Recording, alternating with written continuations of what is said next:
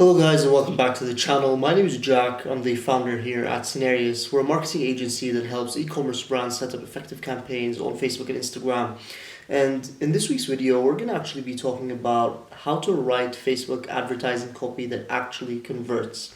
The way I'm going to set this video up, very similar to the previous video, is I've created a presentation for you guys where I'm going to go into a little bit of depth on the distinction between cold copy and warm copy, what different elements you need to include to make sure that your copy is engaging and helps to convert people into paying customers. I also feel like this is really, really important for us Facebook advertisers, just because a lot of people dismiss the copy as being a big part of the overall creative that you create. People focus way too much on actually the video and the image creative that they create, but they don't pay enough time and attention to the copy. And good copy can really make the difference between a mediocre performing ad and a really, really high performing advertisement.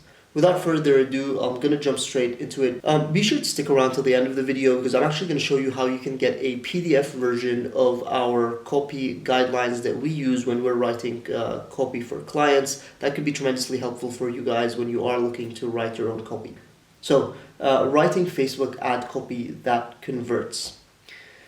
The first thing I want to talk about, and this is very, very important whenever you're writing any sort of copy that's meant to advertise and sell something, is the distinction between the features of a product and the benefits of the product. This is a quote by Theodore Levitt.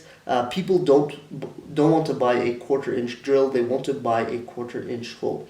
And what he means by this quote right here is that when people are buying products and services, they're not buying them for the features of the product. They're buying them for the benefits that the consumer is able to receive from buying that product. And I'm going to go through a number of examples here to show you the difference between features and benefits. And that's a mistake I see time and time again when I'm looking at different brands, what sort of advertising they're doing, is that they're listing the features of the product instead of asking the question, what does that mean for the consumer and what benefits does that give the consumer?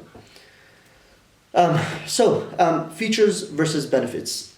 On the example on the left, you can see here a very, very clear difference between what the feature of the product is and what the benefit is to the end consumer. We have an iPod here. One of the features of the iPod that it has a storage of 1 gigabyte for MP3 songs. But what does that mean to the consumer? So if we were writing an advertisement and we just told the consumer, you get a storage of up to 1 gigabyte, the consumer has to beg to ask the question, what does that mean for me and why should I care? And that's the question you need to answer when you're talking about the benefits. Instead, you want to talk about how 1 gigabyte of storage allows them to carry up to 1,000 songs in their pocket to carry wherever they go. So that's a very, very key distinction between the feature of the product and the benefit. Again, when you're writing any sort of copy, this distinction is really, really important to be speaking about the product. When you're speaking about the product, to talk about the benefits and not the features. So, another example of this is a skincare product right here. It's a cleansing foam. So what are some of the features of the product? It produces a creamy white lather, it cleanses the face, it's vegan, it's cruelty-free, it's handcrafted, the container is recyclable. All of this is features, and I see brands use these in their advertising time and time again, where instead they should be using the benefits. So what are some of the benefits of the product?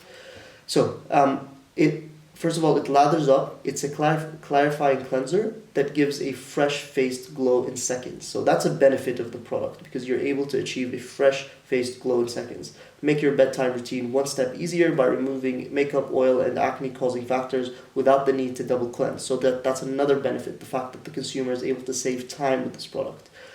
Finally, natural botanicals work in tandem to deep cleanse without stripping skin dry thanks to super gentle formula. Again, that's another benefit, that the fact that this product is not going to strip the skin dry.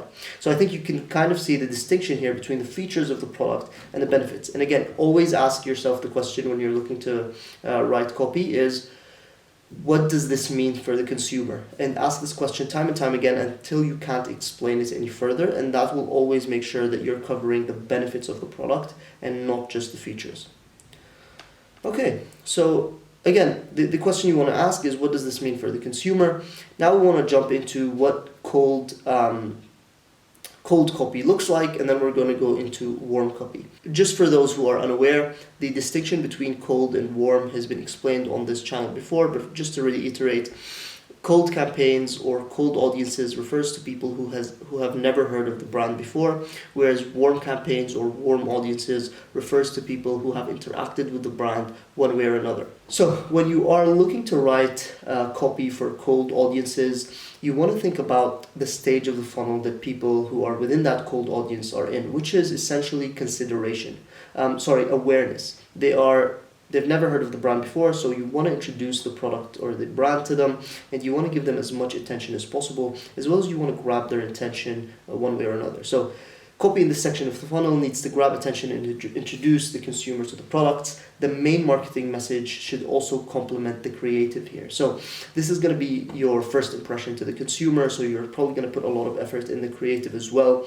And you can use the copy to complement whatever content is in the creative. For example, if your video creative lists the top 3 benefits of the product, then you can use the copy to go over some of the ingredients and some more important facts about the product, perhaps on how to use it, to be able to give the consumer a very comprehensive message about the product, how to use it, and give them as much information as possible, and deal with as much concerns, as many concerns as possible right off the bat. You don't want to leave consumers wondering and having too many questions about the product, because that can turn them off from actually buying. One thing to also mention about writing copy for cold audiences is this is where copy is usually the longest. As you can imagine, the consumer knows nothing about the brand, so the more relevant information you provide, the better.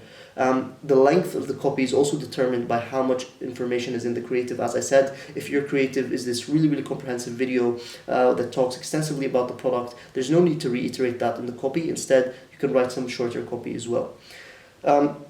The flip side of that, for example, if it's a simple image, for example, that we use, this is a very, very common ad that we use for beauty brands. If it's a simple image of someone holding up the product, then long form narrative copy is appropriate. You want to talk about the story, you want to talk about the story of the brand, and you can really use the copy here to sell. So, jumping into an example of some cold copy.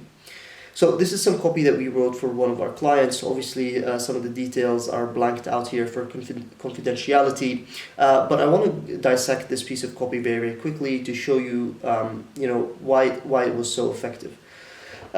In the creative, we went over many of the ingredients of the products as well as the benefits in a very, very general sense. So what we opted for in the copy to complement that is we gave our audience an introductory offer to one of their bundles, and then we went into how to use the product. So again, in the creative, we talked about the benefits and the ingredients, and in the copy, we focused on some of the benefits and how to use the product. So again, these complement each other very, very well and give the consumer a lot of information about the product to get them to the point where they're seriously interested in considering to buy the product. This is another example of a piece of cold copy that we wrote. This also worked brilliantly well.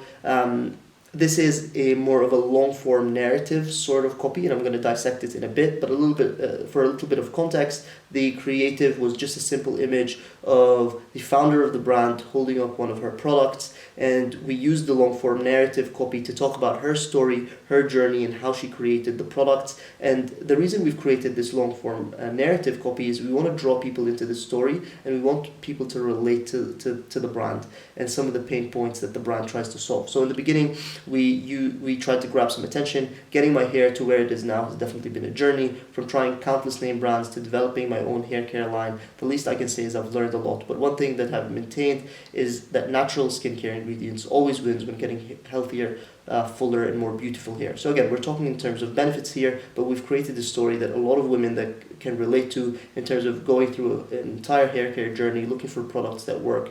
After years of product development, I stumbled on a little secret. Most popular mainstream brands includes parabens as preservatives, sulfates to create thick lather, and I'm not going to try to pronounce that, to plasticize the hair and make fragrances last longer. So again, this takes a little bit of knowledge and research into the product, the pain points. this sort of language we're using right here is jargon around hair care products that people who are into clean beauty are definitely going to resonate with. So we're directly calling out the audience here. These chemical additives may, in the short term, make your hair soft and shiny, but their long-term use leads to build-up on the hair, which actually slows growth and leads to hair loss. So again, we're targeting very specific pain points here, something me and my customers have suffered from in the past. Creating relatability. Again, this sort of long-form narrative copy, I would seriously suggest that you guys look up copywriters like David Ogilvy, who do a really, really great job with this long-form editorial sort of copy. If you want to learn a little bit more about how to create a narrative, how to create, draw from your copy. This buildup can also cause congestion, clogged pores, and even systematic hormonal issues, which is why I developed her hair care line. We handpicked each ingredient to be natural, plant-based, no added preservatives, while maintaining every ritual aspect of hair care. So we've mentioned some of the features here that people within hair care will care about, but now we give the benefits. Our products will make your hair naturally more glowingly gorgeous than ever. Our shampoo, foams, and lathers, as well as with brands that have sulfates because of our coconut delivered diacetyl glucoside. We go into talking more about some of the ingredients and some of their benefits that cleanse, protect, strengthen, and condition the hair. Now, if someone has read all the way up to here with their copy, obviously it's going to be a small percentage, but now we've really got them engrossed in the brand, and it's very likely that someone who's going to read all of this is going to become a paying customer. Lastly, our products are not watered down or thinned out, and it really does go a long way. So again, the feature is that the product is not watered down, and the benefit is that it lasts them a really, really long time. Start your hair care journey with us today and get 15% off with your first purchase. So this is a really, really good piece of copy just because it hits on many, many different points in terms of talking about the benefits, not the features, as well as creating a narrative, as well as creating a problem and a solution with the product. So jumping into some warm audience copy. Again, warm audience just refers to people who have heard of the brand before. So copy in this section of the funnel needs to increase the trust of the consumer, answer any of the remaining concerns, and prod them towards a purchase. Warm audiences usually refer to people who have shown interest in your brand but haven't purchased yet. An example of that could be people who have recently subscribed to your email list, recently followed you on Instagram, liked some of your ads, watched a large percentage of them, or whatever the case may be. In this case, the main marketing message usually revolves around 3 pillars. That could be social proof, frequently asked questions, or offers. So again, those are people who have shown interest in the brand. To get them to that next step where they're ready to purchase, you either need to give them a lot of social proof so that they can trust the brand more. That could be in the form of either PR campaigns or testimonials. The second way you can do that is by dealing with many of the concerns that they might have. So one barrier to purchasing is always unanswered questions. That's something you always need to keep in mind. People might have just any concern that they might have. Oh, this doesn't work because of X. And if you're able to deal with that concern, then addressing those in the copy can be very, very effective and can get people to actually purchase. Finally, offers can obviously be used to incentivize the customer to make a purchase. I would suggest that you only use offers with different holiday seasons. For example, if it's Valentine's Day coming up in this case, you want to give them an offer specifically to that. You don't want to just throw away offers just for the sake of it. Finally, this section is where copy is usually shorter and straight to the point, as the consumer has already shown interest and is considering the purchase right there. So there's not much, you don't have to go into the narrative copy that we covered, for example, in the previous example. You just want to keep it short to the point, deal with a few frequently asked questions, get some social proof, give them an offer to get people to purchase. So a few examples of warm audience copy. This is the first example. This is from another brand that we represent. We use this piece of copy, which you can see is a lot simpler than the cold audience copy. We just had some social proof right there. Their product was named one of Vogue's best, whatever the case may be, with an abundance of nourishing organic ingredients that keep your skin hydrating and glowing. Again, features versus benefits. The features are that the ingredients are organic. The benefits is that the skin is hydrated and glowing. And then we also give them an offer to get them to purchase as a gift for offering 20% off your purchase plus complimentary shipping at checkout. Use code GLOW. Again, this was during the Christmas time, so it was a gifting season, so we can give them quite a hefty offer right there. The final example when it comes to warm audience copy, this is a bit of a longer one, but it abides by many of the principles that we mentioned. We give them an offer right off the bat that this December get a free Gausha a beauty tool with any purchase of our full-sized product. We go through some of the benefits right here, and then we have social proof in the form of customer testimonials. Again, we've given them more than one customer testimonials because the testimonials also deal with some of the frequently asked questions that people might have. Those are answered within the testimonials, so it's kind of double whammy right there. And there you have it, guys. I think we've gone through quite a little bit of material. Feel free to scroll back in the video and rewatch some of the content to really absorb it and understand the differences between features and benefits, cold copy, warm copy, the different examples.